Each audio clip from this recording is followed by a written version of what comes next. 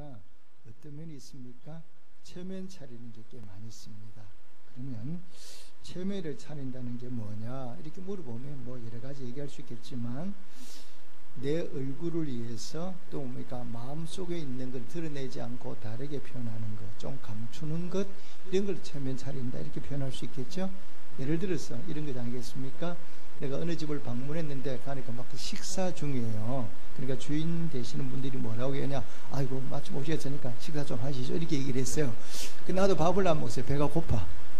근데 식사하시죠 이렇게 말하면 우리가 금방 뭐라고 대답합니까? 먹겠습니다 그렇습니까? 먹었다고 얘기합니까? 먹었다든지 괜찮다 이렇게 얘기하거든요. 근데 속마음은 뭐예요? 먹고 싶어. 그런데 얘기는 어떻게 합니까? 속마음과 다르게 얘기를 해. 왜? 내 체면이 깎일까봐. 그러니까 정확한 마음을 얘기하는 게 아니라 나를 좀 속이는 그런 얘기를 하게 되죠. 근데 우리만 그런 것이 아니라 전 세계에도 이런 문화가 조금씩은 다 있는 것 같습니다. 일본 같은 데 가면 이제 그 주인이 뭐라고 했냐, 저희 집에 놀러 한번 오시죠 이렇게 예를 들어 초대를 한대요. 그런데 실상 그 초대를 받고 가면 큰일 난다는 겁니다.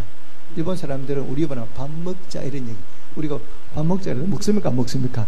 안 먹잖아요. 밥하고 먹자 말만 그런 거지 똑같다는, 뭐 모르고 그 얘기를 듣고 찾아가면 굉장히 난감해 한다는 거예요. 그래서 가지 말라. 제가 간 게 아니라 책을 보니까 그런 얘기가 있습니다. 그리고 이제 불란스는 어떤 문화가 있냐 그러면, 외국인들은 이제 집에서 식사 초대를 많이 하니까 초대를 받아가지 않습니까? 그런데 음식을 먹어보니까 크게 맛있지가 않아 음식이. 그런데 뭐라고 얘기해야 되느냐, 아이고 맛있네요 이 정도가 아니고, 어머 너무너무 맛있어요, 지금까지 먹어보니 제일 맛있어요, 이 정도 아부 수준으로 가야 된다는 겁니다. 만약에 그냥 맛있네 이러면 두 분 다시 그 집에는 초대를 받아갈 수가 없대요. 그러니까 초청한 그 집의 마담에게, 안주인에게는 우리로 말하면 아부에 가까울 정도로 칭찬을 해줘야 다음번에 한 번 더 초대를 받지, 그냥 맛있습니다 이렇게 말했다가는 두 번 다시 그 집 발걸음하기 어렵다는 게 그 나라의 이제 문화다, 이런 걸 제가 책에 읽은 적이 있습니다. 제가 왜 이런 말씀을 드리느냐, 자 여러분 하루를 살아가는 동안에 여러분 어떤 말을 제일 많이 하세요? 한번 돌아보십시오. 어떤 말을 제일 가장 많이 하는가? 어떤 말 많이 하세요? 거짓말. 거짓말 제일 많이 해요. 솔직히 돌아보십시오. 여러분 점검해 보십시오. 내 마음에도 없는데도 자꾸 마음에 없는 말을 하거든요. 그러니까 제가 하는 거짓말이라는 게 꼭 악한 이런 거짓말을 말씀하는 것이 아니고, 그냥 내 생각과 다르게 자꾸 우리로 말하면 빈말, 하얀 거짓말을 우리 하는 경우가 참 많다는 거예요. 물론 악한 거짓말도 할 수도 있겠죠. 남을 속일 수 있겠지만, 우리 입에서 내뱉는 말 중에 많은 말들이 나는 그렇게 말하고 싶지 않은데도 뭐라고 하느냐, 그렇게 인사한다는 거. 예를 들면 나는 저 사람 하나도 안 반가워. 그런데 만나면 뭐라고 합니까? 반가워요. 마음은 안 반갑거든요. 그런데 뭐냐, 반갑다고 얘기를 해야 되거든. 이게 바로 뭐냐, 우리가 살아가는 우리들의 모습이라는 거예요. 자, 그런데 우리가 믿는 하나님은 어떤 분입니까? 요만큼도 거짓을 말하는 분이 아니시는 것, 이런 믿으시기를 주님께 축복합니다. 그 하나님 어떤 분이냐, 거짓말을 입 밖에 내지도 않으시고 거짓을 요만큼도 말씀하지 않는 분이 누구냐, 우리가 믿는 하나님이에요. 그러니까 우리가 하나님 믿을 수 있겠죠. 하나님 자꾸 빈말하시고 하나님이 거짓 말씀을 한다 그러면 우리가 하나님을 믿을 수가 없죠. 왜? 거짓말하는 분을 우리가 어떻게 생명을 믿겠습니까? 근데 우리가 믿는 하나님은 요만큼도 거짓을 말하지 않고 언제나 진실을 말하고 우리에게 있는 모습 그대로, 또 말씀하신 것을 반드시 실행하는 분이 누구냐, 바로 하나님이시거든요. 그래서 우리가 믿는 하나님은 바로 얼마든지 100% 우리 인간으로 말하면 믿을 수 있는 분이 하나님이시거든요. 자, 그런데 신앙생활은 뭐냐 이렇게 말하면요, 신앙생활의 가장 중요한 게 바로 뭐냐, 내가 믿는 대상인 하나님을 만나는 거거든요. 그래 신앙생활이 뭐냐 그러면 이 성경에 기록된 하나님을 내가 만나는 거예요. 자, 여러분 성경은 뭐냐 그러면 이 속에는 수많은 사람들이 하나님을 만난 얘기가 기록되어 있습니까? 모세가 만난 하나님, 여호수아가 만난 하나님, 이사야가 만난 하나님이 그대로 기록되어 있는 거죠. 그러면 신앙생활은 뭐냐 이렇게 물어보면, 그 모세가 만났던 하나님, 여호수아가 만났던 하나님도 나도 만나는 거예요. 나도 경험한, 이게 바로 신앙생활이거든요. 그런데 모세는 하나님을 만났는데 나는 못 만났어. 그럼 이거는 뭔가 우리 신앙생활에 잘못이 있다는 거예요. 그래서 우리가 어떻게 하면 하나님을 만나야 되거든요. 하나님을 만나지 못하면 우리의 신앙생이 바로 뭐냐, 신앙이 아니라 종교가 돼요. 박제된 신앙이에요. 독수리가 살아있을 때 막 날아다니잖아요. 근데 박물관이나 우리 뭐 체험관 데 가보면 독수리가 죽었는데 살아있는 것처럼 박제가 딱 이렇게 돼 있어. 그렇지만 이 박제된 독수리는 납니까 못 납니까? 절대 날 수가 없습니다. 얼른 보기는 살아있는 것 같지만 죽어있는 독수리거든요. 내가 살아있는 하나님을 만나지 못하면 내 신앙도 똑같다는 박제된 신앙이에요. 하나님 능력을 경험할 수가 없어. 여러분, 우리가 왜 하나님 믿습니까? 하나님 믿는 이유는 뭐냐? 하나님이 죽어있다. 그러면 그 하나님 우리가 만날 수 있어요? 죽은 하나님 만날 수가 없잖아요. 죽었어요. 우리가 만난 하나님 뭐냐? 살아있는 하나님 능력이거든요. 그러니까 살아있는 하나님이니까 우리가 뭘 경험해야 되느냐? 하나님의 능력을 경험해야 돼. 그 문제는 우리가 하나님 능력을 경험하지 못하면 이거는 신앙생활이 뭔가 잘못됐다는 얘기예요. 그러니까 하나님 믿는다는 얘기는 이 성경에 나오는 하나님의 능력을 나도 경험해야 돼. 내 삶의 자리에서 홍해가 갈라지는 능력을 나도 경험해 봐야 되는 거예요. 내 삶의 자리에서 여리고가 무너지는 능력을 나도 경험해 봐야 되는 거예요. 아, 그럴 때 하나님 살아있는 거구나. 엘리야가 기도할 때 하나님 불이 막 내려와서 제단을 태웠어. 그럼 나도 기도하니까 하나님 내 기도를 들어주셔서 내 삶도 불이 성령이 내려와야 돼. 이걸 경험해 봐야 하나님 살아계시는구나, 이걸 깨닫지. 예수를 아무리 오래 믿어도 하나님의 살아계심을 내가 경험하지 못한다 그러면 그거는 살아있는 신앙이 아닌 거거든요. 박제된 신앙이 지나지 않아요. 자, 그렇다면 우리가 어떻게 해야 정말 살아있는 하나님을 만날 수 있습니까? 어떻게 해야 그 요셉에 만난 하나님을 나도 만날 수 있냐? 우리가 어떻게 하나님 만날 수 있죠? 이렇게 물어보면 오늘 신구약 본문은 이 질문에 대한 답을 말씀하고 있어요. 우리가 어떻게 해야 정말 하나님을 인격적으로 만날 수 있나? 정말 하나님의 살아계심을 내가 정말 경험할 수 있나? 이 부분에 대한 말씀을 오늘 우리에게 던져주고 있거든요. 자, 오늘 먼저 구약을 한번 가보겠습니다. 자, 구약 본문 한번 펴보니까 구약의 본문의 주인공이 누구냐? 24절 보니 야곱은 이렇게 나옵니다. 오늘 구약의 본문의 주인공이 누구냐? 바로 야곱입니다. 이 야곱이 하나님을 직접 만나는 장면이 기록되어 있거든요. 야곱이 하나님을 만나서 뭐냐? 씨름을 해. 이게 오늘 본문에 나오는 주된 내용 장면이죠. 자, 그러면 야곱이 어떻게 하나님을 만나느냐? 먼저 야곱이 어떤 인물인가부터 한번 살펴보십시다. 야곱이 어떤 인물이에요? 이삭의 둘째 아들이에요. 두 번째 아들이죠. 쌍둥이인데 형님이 에서고 동생인 야곱인데, 이 야곱은 평생을 어떻게 살았냐? 자신의 힘과 자신의 깨만 의지해서 살아온 사람이에요. 하나님을 믿노라 말하지만 하나님 의지하고 산 것이 아니라 평생을 남을 속이고 깨를 부리고 자기 능력만 의지해서 살아온 인물이 누구냐? 바로 이 야곱이거든요. 열심히 살았어요. 그래서 우리로 말하면 돈도 많이 모았어요. 우리 인간의 눈으로 보면 성공한 같은 사람이 누구냐? 야곱이거든요. 자, 야곱이 어떤 사람이냐? 아버지와 형을 통해서 장자 명문을, 장자권을 뺏어냈어요. 그리고 살아가는 아내를 위해서 몇 년간 일을 했어요? 14년을 일해서 아내를 얻은 남자예요. 집념이 대단하잖아요. 13년을 무슨 살이하고 난 다음에 아내를 얻었으니까. 얼마나 열심히 했느냐? 낮밤을 가르지 않고 열심히 일을 했어요. 그리고 아내를 통해서 12명의 뭡니까? 아들도 얻었어요. 그리고 엄청난 돈을 모았어요. 이게 바로 뭐냐? 야곱이거든요. 자기 힘으로 요즘 말로 말하면 못하는 게 없을 정도로 억척스럽게 일을 해서 야곱이 많은 것을 이룬 거예요. 요즘 말로 표현하면 자주성간 사람이 누구냐? 야곱이죠. 그런데 이 야곱에게도 할 수 없는 게 하나 있어요. 아무리 노력해도 하지 못하는 게 하나 있는데, 그것이 바로 뭐냐? 오늘 본문에 나오는데도 형님과의 관계입니다. 이제는 그 야곱이 많은 재산을 이끌고 고향 앞으로 갓해서 고향으로 옵니다. 그런데 고향이 다가올수록 야곱의 마음을 짓누르는 게 하나 있는데, 그게 바로 뭐냐? 형 에사와 관계예요. 소문을 들으니까 벌써 형 에사가 많은 군사를 거느리고 자기를 잡으러 온다고 얘기를 들었거든요.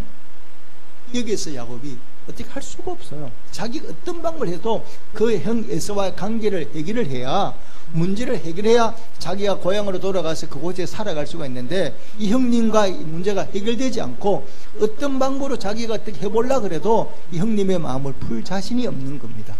그래서 야곱이 깊은 고민에 빠졌어요. 고민에 빠져서 어떻게 해야 되느냐? 마음이 너무나 무거운 거죠. 자, 이런 상황을 철학에서는 뭐라고 부르죠? 한계 상황 이렇게 부르죠. 내 힘으로 어떻게 할 수가 없는, 그러니까 내가 이 문제를 해결해야 되는데 내 힘으로 전혀 내가 노력해도 할 수 없는 그런 상황에 빠진 것을 철학에서는 뭐라고 얘기하느냐? 한계 상황에 도달했다, 이렇게 실존주의자들이 얘기를 하죠. 오늘 이 한계 상황에 누가 빠졌냐? 야곱이 빠집니다. 예수를 생각하면 오줌 말라 눈앞에 깜깜 보이는 게 하나도 없고 방법이 하나도 없는 거예요.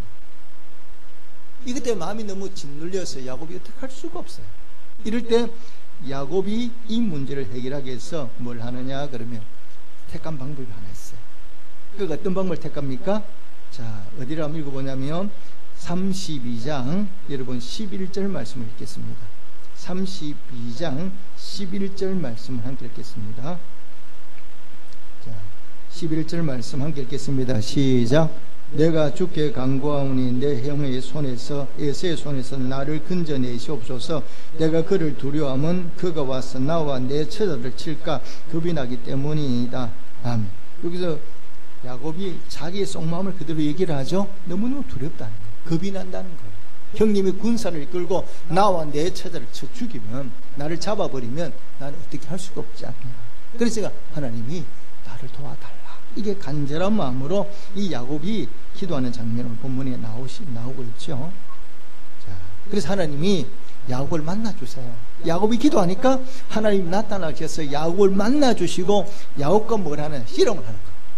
근데 씨름을 했는데 야곱이 이겼어.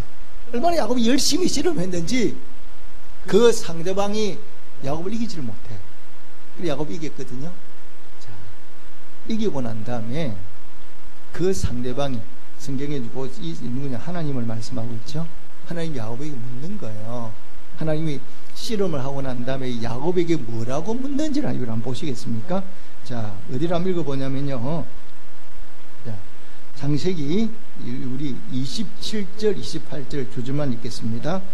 32장 27절 28절 두 줄만 함께 읽겠습니다. 시작. 그 사람이 그에게 이르되 내 이름이 무엇이냐? 그가 이르되 야곱이니이다. 그가 이르되 내 이름을 다시는 야곱이라 부를 것이 아니요 이스라엘이라 부를 것이니 이는 내가 하나님과 및 사람들과 겨루어 이겼음이니라. 아멘. 하나님께서 야곱에게 묻는데 뭘 묻느냐? 이름을 묻는 거예요. 내 이름이 뭐냐? 이렇게 물으시거든요. 그러니까 야곱이 뭐라고 대답합니까? 예, 제가 야곱입니다. 이렇게 대답을 했어요. 그럼 하나님이 야곱의 이름을 몰라서 묻는 겁니까? 이 자기 야곱 지금 씨름하고 자기에게 기도한 그 야곱이 누군지 이름을 몰라서 하나님 야곱을 물으시느냐? 이건 아니거든요. 근데 왜 야곱에게 내 이름이 뭐냐? 이렇게 묻는 이유가 있어요. 왜 물으시겠습니까? 알고 계시면서도 묻는 이유가 뭐냐? 있지요. 왜 물으시는가? 자, 여러분 수고스럽지만 어디를 한번 찾냐면요 27장 18절을 한번 찾겠습니다. 창세기 27장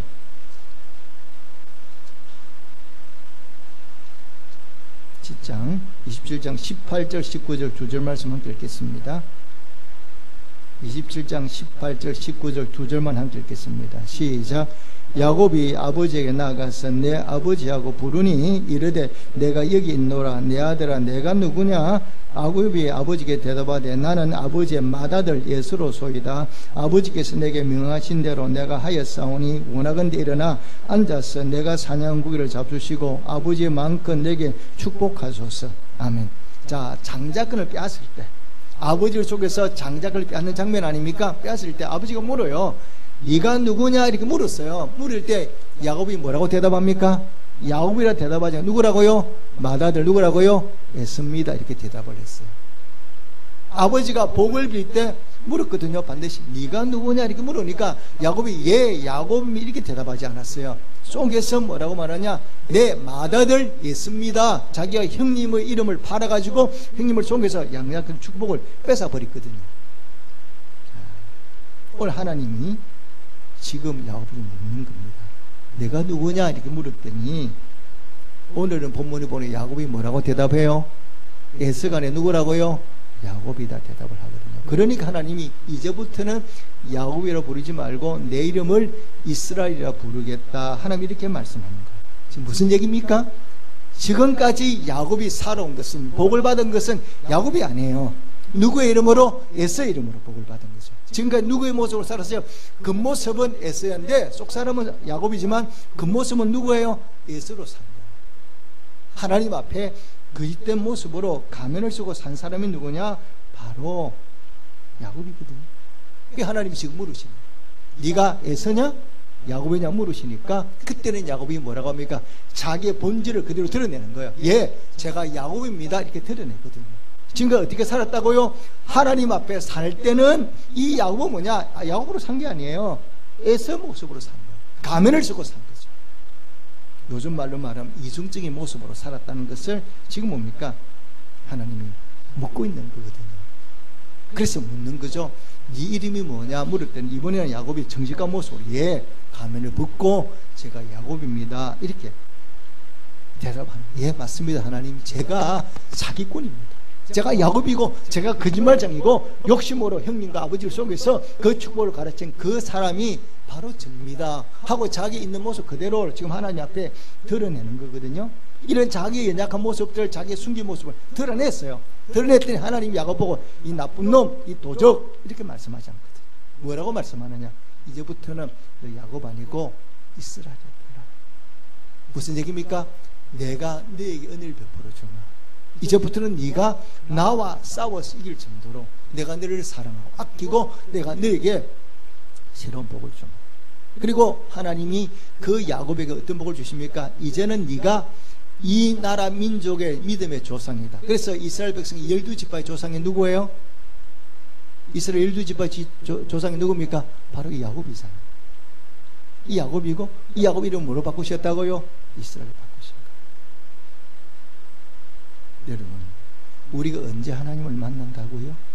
내가 언제 하나님이 내게 찾아 만나 주시느냐?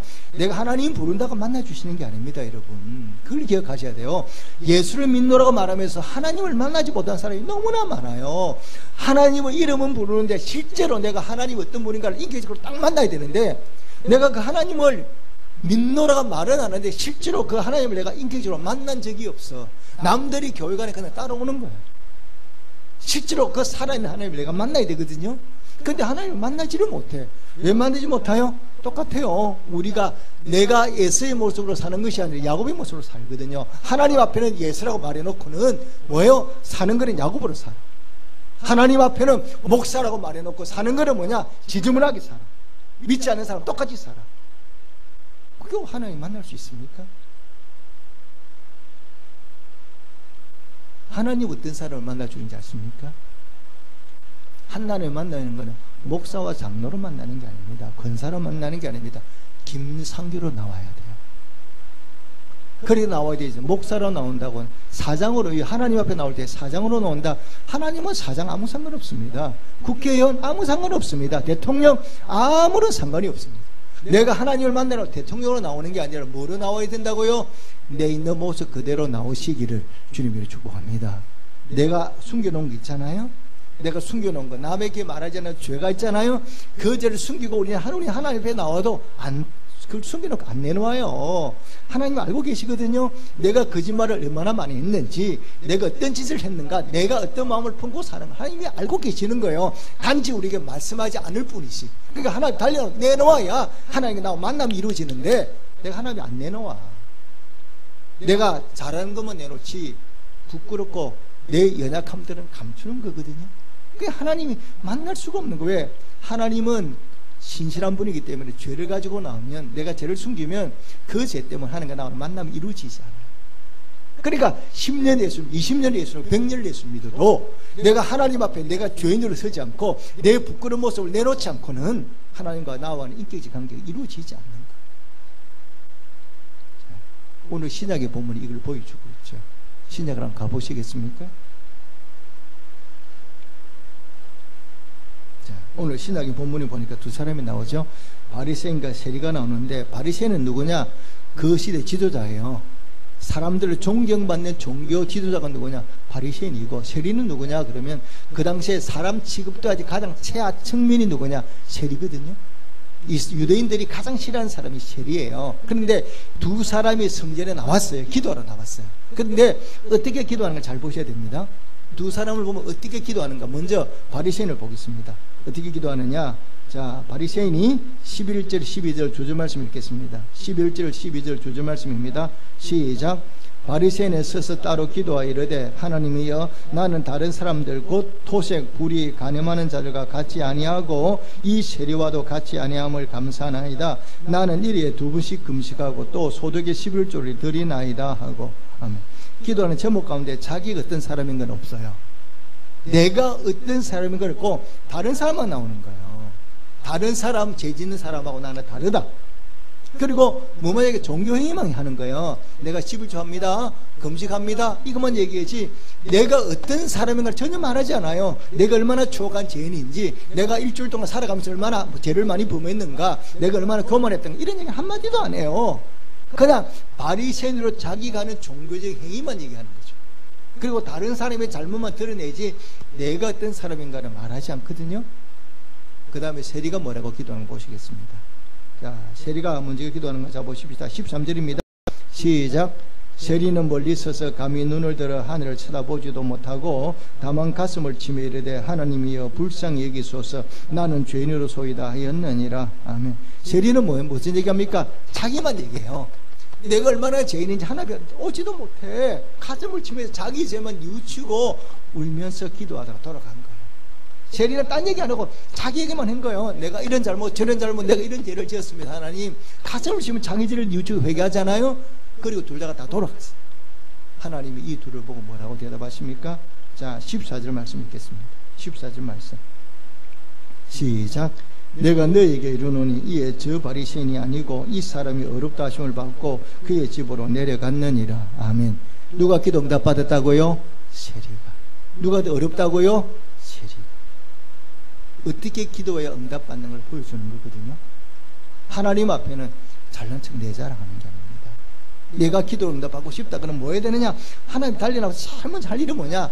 내 속에 감추인 죄부터 드러내야 돼요. 내 속에 감추인 더럽고 추악한 부분을 토해내야 돼요. 이것부터 토해내고 그 다음에 기도에 응답이 되지. 이거는 그대로 감춰놓고 내가 뭘 달라고 기도한다고 하나님 들어줘요. 아니라는 겁니다. 여러분 어떻게 기도하셔요? 여러분 기도하러 나오시면 내가 어떤 사람인가를, 내가 얼마나 더러운 죄인인가를 여러분 고백합니까? 이게 없이는 하나님과 우리의 만남이 이루어지지 않거든요. 저부터 저는 목사잖아요. 제가 새벽기도 나오면 제일 먼저 한 일이 뭐냐? 지난밤 어제에 있었던 일들을 감사하는 거죠. 하나님 어제에 이런 일 구조를 다 저는 나날이 늘글을 해요. 이렇게 감사해요. 대소변 잘 보게 해주셔서 감사해요. 음식 먹고 소화 잘 되게 해줘서 감사해요. 밤에 단잠 자게 해주셔서 감사해요. 어제는 이런 일 때문에 감사해요. 감사하는 걸 쭉 들어놓고 그 다음에 나가는 게 뭐냐? 죄예요. 하나님 어제는 제가요 이런 죄를 범했습니다. 내 마음에 누구를 미워했습니다. 누구를 불편하게 생각했습니다. 제 안에 일어났던 추악한 일들, 목사니까 말하지 않지만 내 안에 이루어졌던 하나님 부끄러운 일들을 낱낱이 내어놓는 거예요. 제가 목사님이 이렇게 살았습니다. 목사님이 이렇게 말했습니다. 제가 목사님한테 교인을 미워했습니다. 내 있는 죄악을 그대로, 여러분들 모르죠. 내가 겉으로는 그렇게 보이니까. 그렇지만 하나님 앞에 내가 더럽고 추악한 모든 죄악을 다 내려놓는 거예요. 그 다음에 하나님 제가 이런 사람입니다. 이러고도 제가 목사입니다. 용서해 주십시오. 왜? 하나님은 어떤 죄라도 그 죄악을 가지고 나와서 내가 사람을 죽이고 어떤 죄일지라도 하나님은 다 용서해 주신다고 말씀을 하셨거든요. 그래서 그 죄악을 먼저 하나님에 내놓아야 돼요. 내놓은 다음에 기도해야 기도가 응답이 되면 뭐다 이루어지지. 이거는 그대로 가지고 안 품고 내 마음에 있는 하고 싶은 것만 얘기한다고 하나님이 응답하는 게 아니라는 겁니다. 다시 한번 여러분 신앙을 한번 점검해 보십시오. 나는 어떻게 신앙생활을 하고 있나? 내 죄악들을 날마다 하나님께 그대로 가지고 나오느냐, 아니면 모른 척 구렁이 담 넘어가는 슬 넘어가고 마느냐? 그렇게 해서는 하나님 우리에게 응답하지 않고, 내가 아무리 기도해도 하나님 문제는 뭐냐? 나를 만나주시를 않는 거예요. 하나님 나를 만나주면 뭐 일이 되는데 나를 만나주지 않거든요. 여러분 사무엘상 28장에 보면 사울이 왕으로 기도하지 않아요. 왕으로 하나님께 기도해요. 근데 문제는 뭐냐? 하나님 어떤 모습으로든지 사울이 기도해 모습을 안 보여주고 응답 자체를 안 하는 거예요. 아무런 대답이 없어. 아무리 사울이 기도해도. 얼마나 답답해지. 사울이 나중에 뭐냐, 무당 찾아가잖아요. 하나님 응답하지 않으니까 얼마나 답답하니까 무당한테 물으러 가요.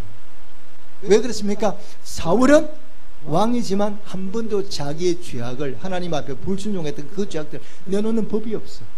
자기가 잘못했다 고백해야 되는데 한 번도 회개하지를 않아. 그러니까 하나님이 그 사울 관계 다 끊어버리죠. 끊고 사울이 뭐라고 얘기해도 그 사울의 말에 귀 기울여 듣지를 않는 거죠. 여러분, 우리가 어떻게 기도해야 하나님 덜 응답하시는지 아십니까? 내가 기도할 때 어떻게 기도해야 하나님이 내 기도를 들으시는가? 잘 들으셔야 됩니다. 자, 구약성경에 보면 히스기야 왕이 있습니다. 이 히스기야 왕은 하나님께 기도 응답을 많이 받는 왕이죠. 나라 문제도 개인의 병 문제도 기도해서 고침을 받는 문제를 해결하는 기도의 사람인데요. 히스기야가 어떻게 기도하는 걸 잘 보셔야 돼요. 사내립이 18만 5천 명의 군사를 데리고 예루살렘을 쳐들어왔습니다. 그런데 자기 힘만 가지고는 이 사내립과 싸울 만한 능력이 전혀 없어요. 그러니까 히스기야가 뭘 하느냐 그러면 사내립이 편지를 써가지고 히스기야 보내줘. 너 빨리 항복해. 하나님 이름을 모독하고 히스기야에게 항복을 한 편지를 보내지 않습니까? 그러면 이 히스기야가 이 편지를 받아들고 어디 가나 성전에 가요. 성전에 하나님을 펴놓았어요. 하나님 그대로 펴놓고 하나님 읽는 거예요. 하나님 보십시오. 사내립이 이렇게 말하고 있습니다. 이렇게 하나님을 욕하고 우리를 이렇게 박해하고 있습니다. 하나님 어떻게 하시겠습니까? 우리를 도와주셔야 되지 않겠습니까? 있는 모습 그대로 내놓고 기도하면서 뭐라고 기도하느냐? 자기가 어떤 존재인가를 얘기하거든요. 이렇게 대답해요. 이사야 37장 4절에 보면 아이를 낳으려 하나 해서나 힘이 없도다. 이게 무슨 얘기냐? 아수르하고 싸워야 되는데 자기들은 전혀 싸울 수 있는 환경이 힘이 없다는 거예요. 하나님 앞에 자기 나라를 그대로 얘기하는 거예요. 무슨 얘기냐 그러면 자 보십시오. 여성들이 산모가 아이를 낳으려면 뭘 해야 됩니까? 아이가 바깥으로 내보내려면 힘을 줘야 되잖아요. 그래야 아이가 바깥으로 나오잖아요. 그러니까 우리 보통 애기는 힘 줘 그러잖아요. 그런데 산모가 아이를 낳으려면 힘을 줘야 되는데 얼마나 힘이 없는지 힘을 줄 수가 없다는 거예요. 너무 힘이 없다 보니까 아이를 배 밖으로 문 밖으로 내보내야 되는데 힘을 줘야 돼. 힘을 줄 수가 없다는 거예요. 이게 누구다? 나의 모습. 지금 우리나라의 모습이니까 하나님 우리나라를 긍휼을 받아라는 거예요. 감추지 않아요. 자기가 얼마나 모자라는지, 얼마나 부족한지, 자기 나라가 얼마나 연약한지 있는 그대로 하나님 내놓는 거예요. 그러니까 하나님 이렇게 기도하니까 전적으로 하나님 의지하니까 하나님 그 밤에 천사를 천군을 보내서 18만 5천 명의 군사를 다 죽여버리잖아요. 내가 부족하다고 연약하다고 있는 모습 그대로 다 내어놓으니까 하나님께서 그 기도를 듣고 응답해 주시잖아요. 이렇게 이것이 바로 기도입니다. 내가 잘난 거 드러내는 기도가 아닙니다. 바리새인의 기도 그건 응답이 안 됩니다. 어떻게 기도하라고요? 쇠리처럼 기도하시기를 주님의 축복합니다. 우리는요 하나님 어떤 분이냐? 내가 부족하다고 내가 연약하다고 막 나의 부족함을 드러내놓은 하나님, 그래 이놈아 너 그리밖에 못 살았어, 그렇게 말씀하는 법이 없으세요. 우리가 아무리 연약함을 고백해도 하나님은 그걸 다 품으시고, 내가 그렇게 부족하면 고백하면 나보고 비난하는 것이 아니라 그 기도를 들으시고 그 눈물을 보시고 닦아주시고 위로하시고 셈을 주시고 우리의 기도에 응답해 주신다는 이 사실을 이런 꼭 마음에 믿으시기를 주님의 축복합니다. 그래서 어려움을 만났을 때 우리가 할 수 있는 게 바로 뭐냐? 히스기야처럼 그런 거, 야곱처럼 그래야 되는 거예요. 야곱이 그동안 자기 힘으로 살았잖아요. 그런데 막상 큰 문제를 만나니까 어떻게 할 수가 없으니까 그때서 야곱이 하나님 두 손 들고 나오지 않습니까?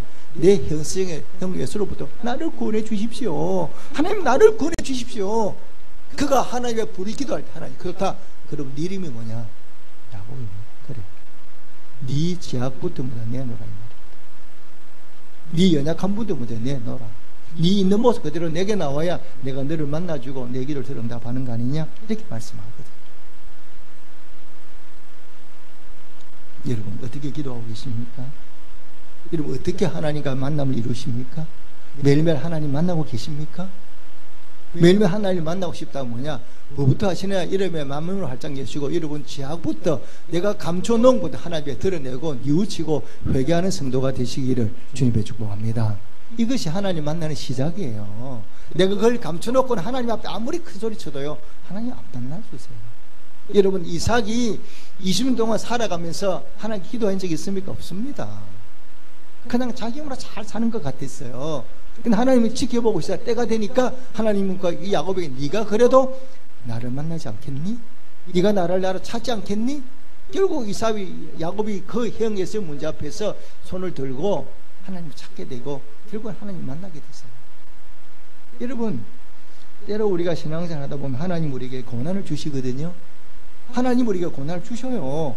왜 고난 주십니까? 하나님 우리에게 주신 고난은 이유가 있습니다. 우리 인간은요, 기본적으로 교만해요. 교만하기 때문에 내 연약함, 내 부족함을 인정하지 않으려고 그래요. 내가 뭘 잘못해놓고도 이걸 자꾸 잘못해도 인정하는 게 아니고 자꾸 우리 합리화하고 이렇게 하거든요. 이게 우리 인간이에요. 너나 할 것 없이. 그리고 하나님이 불러도 안 나와요. 왜? 내가 먹고 살만하거든. 굳이 하나님으로 살 것 같거든. 야곱이 그랬잖아요. 이 집은 하나님 안 찾았잖아요.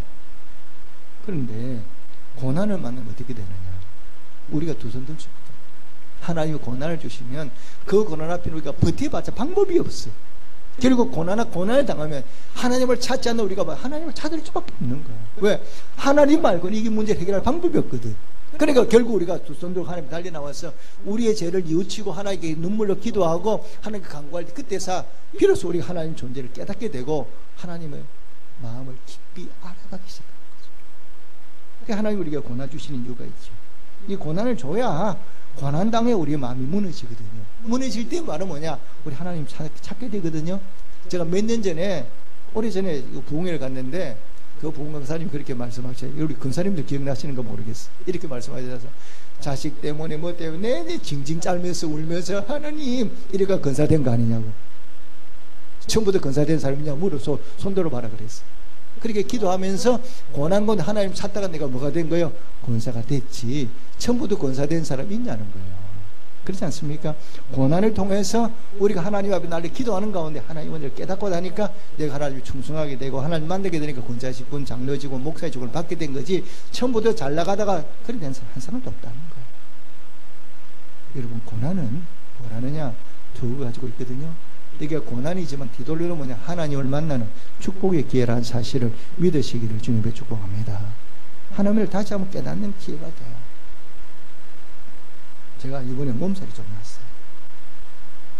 왜 몸살이 나는지 여러분 아십니까? 제육도 하는데 우리 성도 한 분이 다치셨거든요. 여러분들에게는 별 문제가 없다고 얘기를 했는데 저한테는 무거웠어요. 사람이 다치면 허리를 다쳤잖아요. 이게 잘못되면 평생 쓰지 못할 수도 있어요. 근데 제가 어떻게 할 방법이 없는 거예요.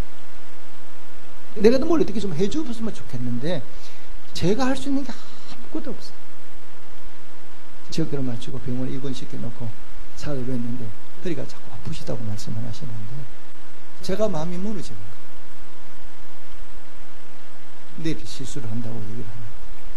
술이 달려서 원래 모습으로 돌아오면 괜찮은데 원래 이분이 골다공증에다가 뼈가 약한 분이기 때문에 이게 좀 잘못되면 평생 허리를 못 쓸 수도 있잖아요. 마음에 얼마나 힘이 드는지. 근데 내가 어떻게 좀 뭘 해주고 해보고 싶으면 할 게 아무것도 없네. 저랑 집사님은 누구한테 말도 못하고 기도할 수밖에 없어요. 하나님께 은혜를 구할 수밖에 없는 거예요. 하나님, 우리가 한마음 축제를 여길 전에 모든 성도가 건강하게 잘 맞아 기도하지 않았습니까? 긍휼히 봐주십시오. 뜻하지 않은 이유로 사람이 다쳤죠. 하나님 도와주세요. 이분이 어림없이 깨끗이 회복이 되지 않겠습니까? 제가 원래 그 다음 날에 교육자 단합대를 가기로 약속이 다 돼 있어요. 근데 갈 수가 없는 거예요. 집안일을 다 포기해버리고 얼마나 간절히 기도하죠. 그동안 그래서 시술이 끝나게 해달라고 가슴을 졸이며 기도했거든요. 근데 나중에 전화가 왔는데 수술이 잘 됐다고 전화가 왔어요. 그 다음부터 제가 그냥 몸살이 나고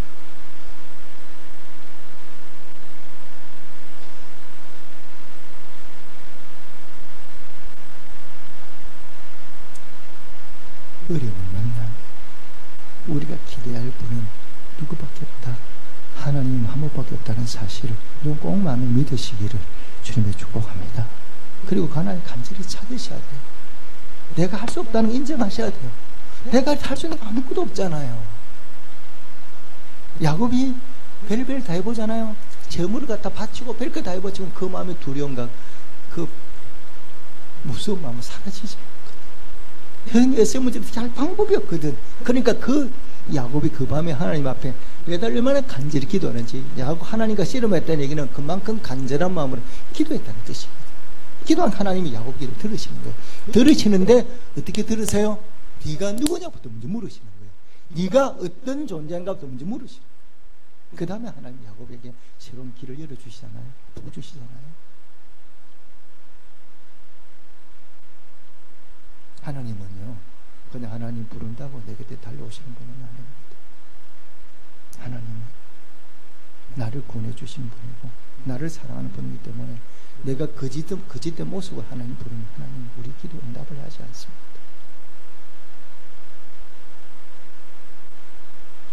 하나님 앞에 우리가 신실한 모습을 살 때, 거짓 있는 모습 그대로 가지고 나올 때 하나님 네가 이렇게 거짓말 많이 했니? 이렇게 말씀하는 분이 아니십니다. 우리 아픈 마음, 우리의 거짓된 모습을 다 품어주시고 용서하시고, 우리가 기도하면 우리의 잘못을 고백하고 연약함을 고백하고 하나님 의지하면 하나님이 새로운 길을 열어주시는 거예요. 이제부터는 야곱이 아니고 너는 뭐다? 이스라엘이다. 그게 새로운 민족의 조상이 되게 만드시는 게 하나님의 뜻이거든요. 우리를 사랑하시니까.